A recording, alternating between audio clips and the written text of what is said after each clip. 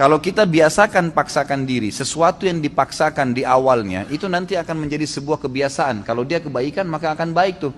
Kita kalau biasakan diri puasa Senin Kamis, atau biasakan diri untuk azan langsung ke masjid, coba biarin bergulir tuh. Nanti kalau sudah menjadi sebuah kebiasaan, kita nggak enak lagi kalau nggak kerjain gitu. Karena kenikmatannya sudah muncul. Kalau ada orang yang setiap azan ke masjid, sebulan aja misalnya dijaga sama dia, nanti gak enak tuh, sekali aja terlambat satu rakaat masbuk, apalagi kalau ketinggalan sholat berjamaah, itu luar biasa penyesalannya, seperti sebuah gunung yang berat. Dari ini yang kata Nabi SAW, orang mukmin kalau berbuat dosa kecil, pelanggaran kecil sebenarnya, seperti gunung yang besar di atas punggungnya, berat rasanya, menyesal kenapa ya gitu. Sementara orang munafik kalau berbuat dosa besar, dianggap seperti lalat yang hinggap di hidungnya dan dia usir seperti ini. Kecil bagi dia. Nah, kenikmatan ibadah itu akan ada dengan cara antum harus paksain ibadah tuh, nggak bisa. Ikhwani, berhenti membuka peluang buat syaitan, jin dan manusia yang terus membisikkan, nantilah, gampanglah kamu alim ya, berubah ya, sok alim dan segala macam istilah. Habis sudah masalahnya itu.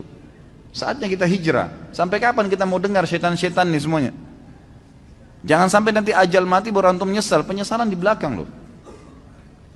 Kalau antum meninggal dalam kondisi ada sholat yang ketinggalan, luar biasa nyesalnya itu. Kalau kita meninggal dalam kondisi tabungan kita penuh, nggak sempat disodakain, pastikan demi Allah antum akan nyesal. Kenapa dulu saya nggak bangun masjid ya? Kenapa dulu saya nggak begini ya? Kenapa dulu saya nggak begitu ya? Terus itu, gitu kan? Kenikmatan ibadah ada, kenikmatan maksiat juga ada.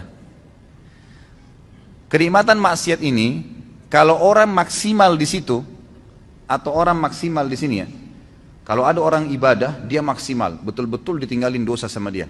Orang yang pakai jilbab, akhwat kita yang pakai jilbab rapi, dia sudah komitmen jaga itu. Sama tadi dengan misalnya laki-laki kalau jaga sholat di masjid. Luar biasa, dia tidak mau ada orang lain lihat sehelai rambutnya pun kecuali mahramnya. Satu waktu ada orang nyelonong masuk ke rumahnya. Pas nyelonong masuk ke rumahnya, lihat rambutnya. Apa yang terjadi? Pasti ukhti itu menyesal. Luar biasa terbebani. Kenapa nih rambut saya kelihatan? Karena dia sudah merasakan pakai jilbab itu sudah dipaksakan sama dia, tanda kutip, sehingga menjadi sebuah kebiasaan dan sudah ada kenikmatan. Karena dibiasakan jadi ada kenikmatannya, gitu kan? Nah, kenikmatan ini, kenikmatan ibadah ini akan menghilangkan kenikmatannya dosa. Lawan tutup aurat, buka aurat. Orang yang sudah biasa tutup aurat, dia rasa nggak enak lagi orang buka aurat. Orang yang biasa sholat, hilang kenikmatan meninggalkan sholat. Karena lawannya sholat pahala, ini meninggalkan sholat dosa, gitu kan. Tarik kepada semua ibadah nih. Orang yang biasa gemar bersedekah bantu orang, nanti dia nggak enak, lawannya itu pelit, itu berat. Dia jadi tidak mau tuh, tidak ada kenikmatannya lagi. Dia kalau punya sesuatu, siapa lagi nih yang mau dikasih ini, dikeluarkan, gitu kan. Dosa dari sisi lain juga punya kenikmatan. Dosa punya kenikmatan. Orang kalau sudah membiasakan diri dalam kemaksiatan, misal perempuan tidak tutup aurat, dia pakai celana pendek, pakai celana ketat, bajunya luar biasa terbuka, gitu kan. Dia jadikan sebagai kebiasaan, muncul kenikmatannya itu. Makanya semua yang dibeli pakaian pendek semua. Kenikmatan ibadah lawannya tutup aurat itu hilang dari dia. Mustahil dia mau tutup auratnya, gitu kan. Karena dia sudah merasakan kenikmatannya maksiat nih, gitu. Tarik ini dalam semua kemaksiatan apapun yang antum rutinkan. Makanya sering saya bahasakan ikhwani, Allah subhanahu wa ta'ala menyibukkan kita dengan kegiatan-kegiatan agama tuh. Dibuatin jadwal seharian, ada jadwal sholat, ada jadwal baca Quran, ada amal-amal soleh, banyak programnya ditawarkan supaya padat. Syaitan untuk membuat agar program-program ibadah ini terganggu, dibuatin program juga sama dia, program-program kemaksiatan. Kalau antum sudah dikena dengan satu dosa, misal nonton gosip jam 8 pagi, contoh, syaitan hiasin tuh supaya jadi indah dan menjadi kebiasaan antum. Setiap jam 8 nggak enak kalau nggak nonton misalnya. Jadi sebuah kenikmatan, ya kan? Maka antum tidak akan mau diganggu jam itu, kegiatan apapun, mau baca Quran, mau mengaji, mau apa, pokoknya harus saya nonton ini, gitu kan? Kalau kenikmatannya sudah muncul, maka kenikmatan ibadah tidak ada. Kalau ada orang maksimal di sini, dia nikmatin ibadahnya, dia tinggalkan benar-benar 100% dosa, itu yang luar biasa. Itu yang kita harapkan.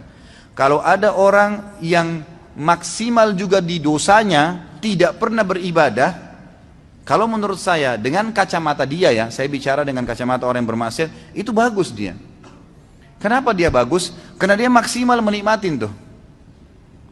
Kalau ada orang yang tengah-tengah, nah ini yang paling banyak nih. Mudah-mudahan di sini tidak ada. Di tengah-tengah, dia mau ibadah, tapi juga disisipin untuk maksiat. Orang yang seperti ini ikhwani, tidak merasakan maksimal nikmatnya ibadah. Biar antum mau tutup mata, mau baca ayat 1 jam, tidak khusyuk-khusyuk. Karena masih ada dosanya.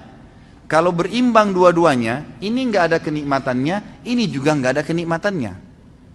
Jadi nggak nikmat ibadah, nggak nikmat maksiat, gitu kan? Kalau ada orang misalnya mabuk, dia anggap bolehlah kumpul-kumpul sama teman, minum. Tapi dia juga jaga 5 waktu sholat. Kira-kira pada saat dia mabuk jam 2, jam 3 malam, dia pikirin sholat subuh, terganggu nggak? Lagi mabuk, aduh sebentar mau subuh nih. Nggak nikmat tuh mabuknya. Ya nggak maksimal. Karena dia masih terbebani dengan sholat subuh. Jadi kalau ada orang mabuk sekalian, dia nggak pikir sholat, itu maksimal dia. Dia nikmatin, tapi ingat ujungnya neraka, bukan saya sarankan ya.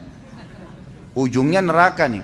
Tapi saya coba datangkan ikhwani, supaya antum keluar dari poin yang ini nih. Ada orang di sini, jadi dia masih membuka diri untuk kemaksiatan, sehingga ibadahnya nggak pernah bisa khusyuk, karena dia masih buka pintu ini. Jadi nggak bisa. Di sini nggak nikmat, di sini nggak nikmat.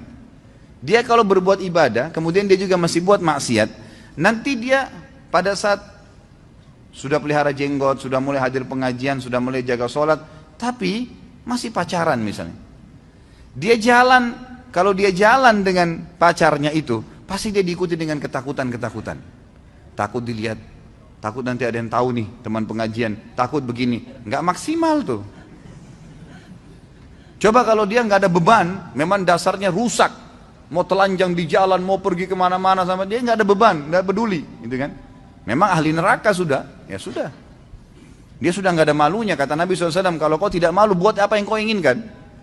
Nah ini dia rasakan maksimal di situ, tapi ujung-ujungnya konsekuensi ada, dosa dan masuk neraka, gitu kan? Jadi antum tidak ada opsi.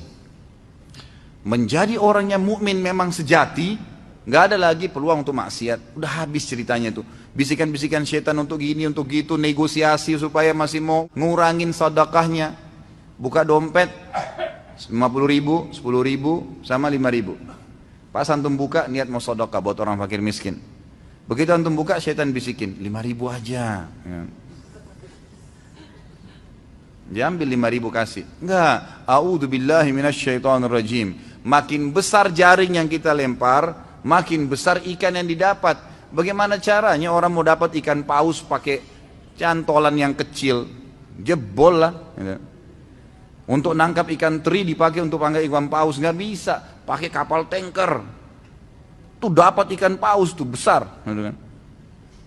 Ngasih 1.000 rupiah minta sama Allah kesehatan, kekuatan, keturunan, selamat dari neraka, masuk surga, jodoh yang baik. Wah, luar biasa. Gimana caranya? Padahal kalau dia belikan atasannya hadiah, dibungkus kemasan bagus, macam-macam. Kita kalau kasih fakir miskin ikhwani, itu kita bukan kasih dia sebenarnya, kita seperti memberikan hadiah kepada Allah itu. Makanya para ulama mengatakan, Urwah Ibn Zubair rahimahullah, seorang ulama tabi'in yang masyhur, beliau mengatakan, jangan kalian menganggap sama sekali sedekah yang kalian keluarkan itu bentuk sedekah, itu hadiah yang kalian berikan kepada Allah. Maka malulah seseorang di antara kita kalau memberikan kepada Allah lebih sederhana dari apa yang dia berikan kepada orang yang dia hormati dari manusia. Kalau perlu, kalau kita mau kasih buah, memang di packing resmi, bagus, kasih fakir miskin. Tuh gimana senangnya dia. Dia sih cuma dapat duniawianya, tapi Allah memberikan kita balasan sesuai dengan kadar keikhlasan kita.